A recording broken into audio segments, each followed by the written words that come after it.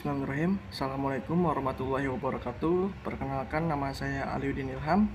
NIM saya 18720500035. Saya dari Prodi Pendidikan Ekonomi Fakultas Ilmu Pendidikan Universitas Pancasakti Bekasi.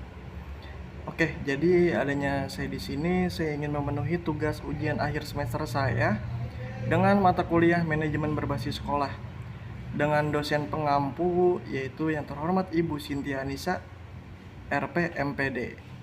Simak ya teman-teman.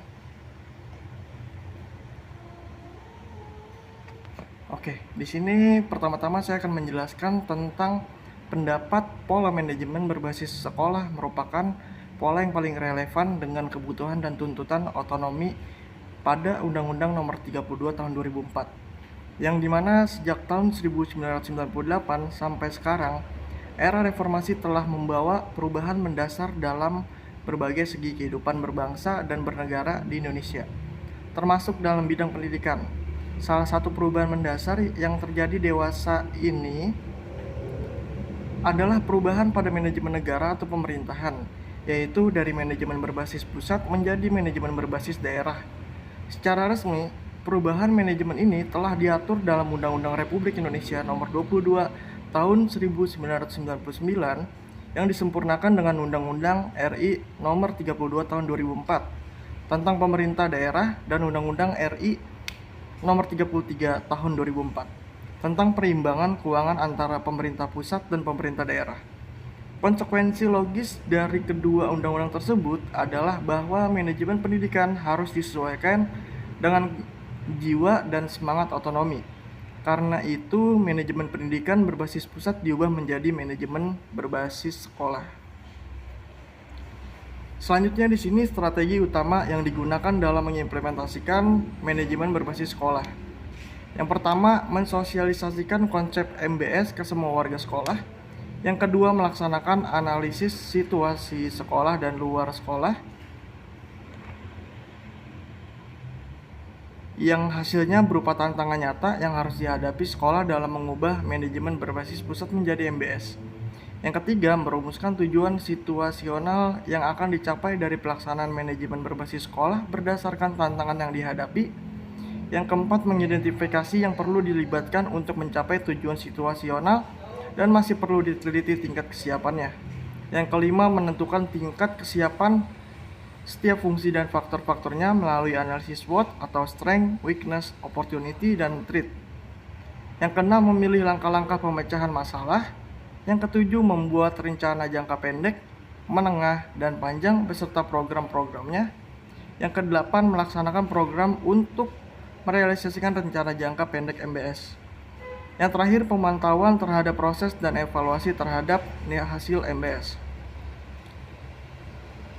Yang kedua, saya akan memberikan argumen terhadap asumsi bahwa format manajemen berbasis sekolah merupakan jalan masuk yang terdekat menuju peningkatan mutu yang relevan, di mana sistem manajemen pendidikan yang sentralistis telah terbukti tidak membawa kemajuan yang berarti bagi peningkatan kualitas pendidikan pada umumnya.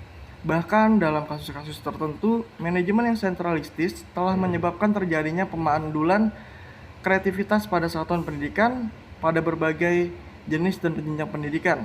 Untuk mengatasi terjadi sesuatu stagnasi di bidang pendidikan, ini diperlukan adanya paradigma baru di bidang pendidikan.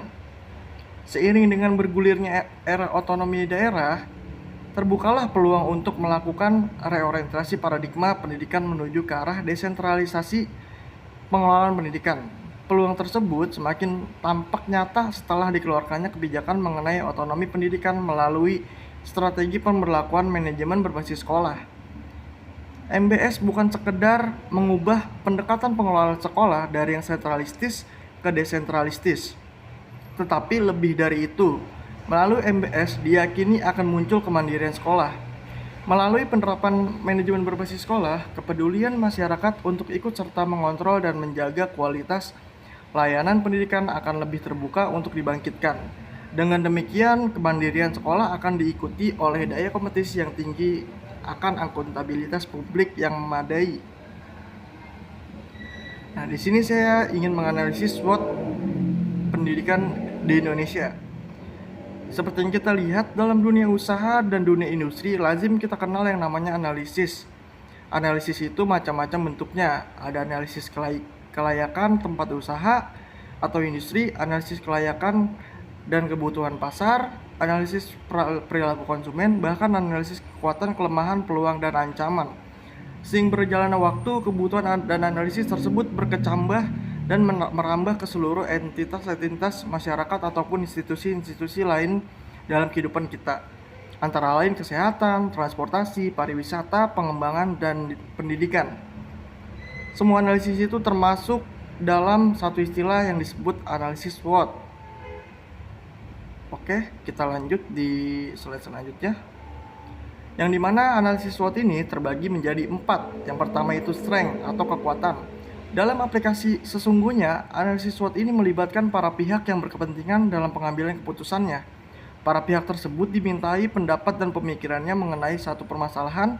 Hasil dari keseluruhan masukan nilai ini yang nantinya menjadi referensi bagi pengambil kebijakan untuk menelurkan keputusan akhirnya. Berbicara tentang kekuatan atau potensi keunggulan pendidikan di Indonesia nih, maka tidak bisa dinafikan bahwa memang bangsa Indonesia memiliki jumlah pelajar yang tinggi. Berdasarkan data, jumlah pelajar di Indonesia mencapai angka 58 juta. Dari 58 juta itu, 8 juta siswa SMA atau SLTA, 50 juta siswa SD dan SMP. Suatu angka yang terbilang besar, hampir menyamai jumlah penduduk Inggris Raya yang dikutip di antara 30 April pada tahun 2012.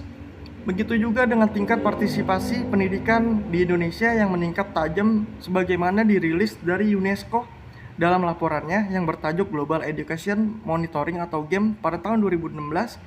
Tercatat peningkatan partisipasi pendidikan dasar hingga menengah Indonesia sebesar 100%. Yang kedua yaitu adalah weakness atau kelemahan. Meskipun Indonesia memiliki pasokan sumber daya manusia dan sumber daya alam yang besar untuk bisa dikelola oleh bangsa ini, jujur harus kita katakan bahwa sejatinya bangsa ini masih belum bisa mengendalikannya, mengendalikan sepenuhnya. Hal ini dikarenakan Indonesia memiliki segudang permasalahan pendidikan yang pelik atau susah untuk diselesaikan.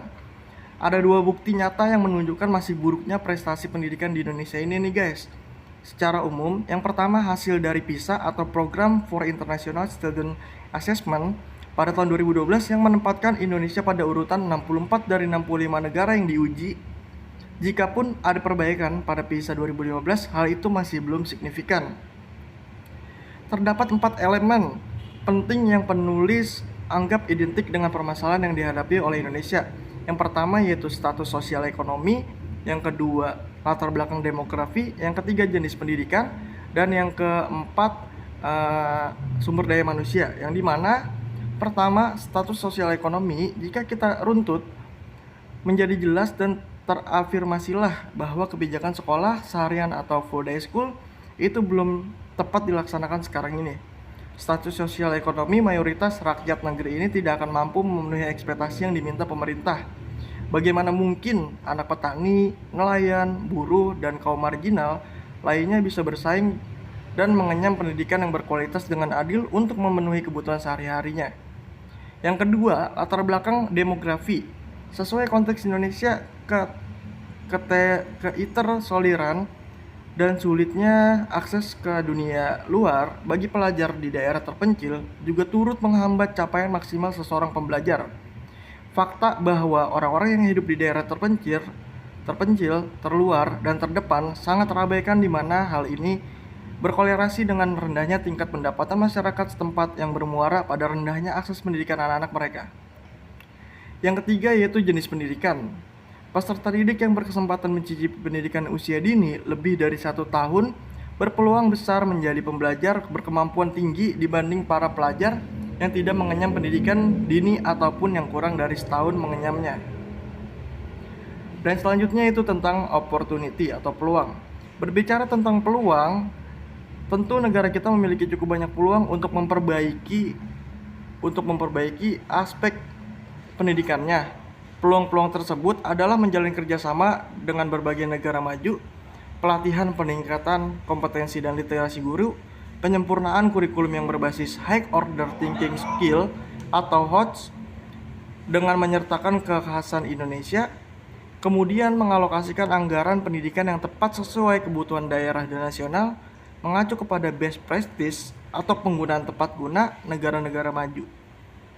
Yang terakhir yaitu threat atau ancaman. Ancaman terbesar yang tengah menghadang pendidikan di Indonesia ini yaitu belum tersedianya akses pendidikan berkualitas yang meluas, merata, dan berkeadilan bagi seluruh rakyat Indonesia dari Sabang sampai Merauke. Belum lagi dari segi sarana dan prasarana, infrastruktur fisik pendidikan yang juga masih cukup memprihatinkan. Ada ribuan sekolah yang rusak dan belum diperbaiki, ada ribuan anak yang putus sekolah dan terancam putus sekolah, dan ancaman dari luar pun terbilang erat atau berat. Lemahnya kualitas sumber daya manusia di Indonesia menyebabkan bangsa ini masih sebatas bangsa pemakai, belum penghasil. Alhasil, negara ini menjadi pasar empuk berbagai komoditas dunia. Barang-barang asing membanjiri Indonesia, sementara kita kewalahan membuat produk sendiri. Nah, faktor lain yang perlu menjadi perhatian bersama adalah minimnya pelibatan peran serta keluarga dan masyarakat dalam pendidikan. Hal ini harus diperbaiki ke depannya. Oke, jadi mungkin itu saja yang dapat saya sampaikan pada presentasi tentang manajemen berbasis sekolah pada ujian akhir semester kali ini. Semoga dapat bermanfaat untuk bagi para pendengarnya. Terima kasih, mungkin itu saja yang dapat saya sampaikan. Wabillahi taufiq wal hidayah. Wassalamualaikum warahmatullahi wabarakatuh.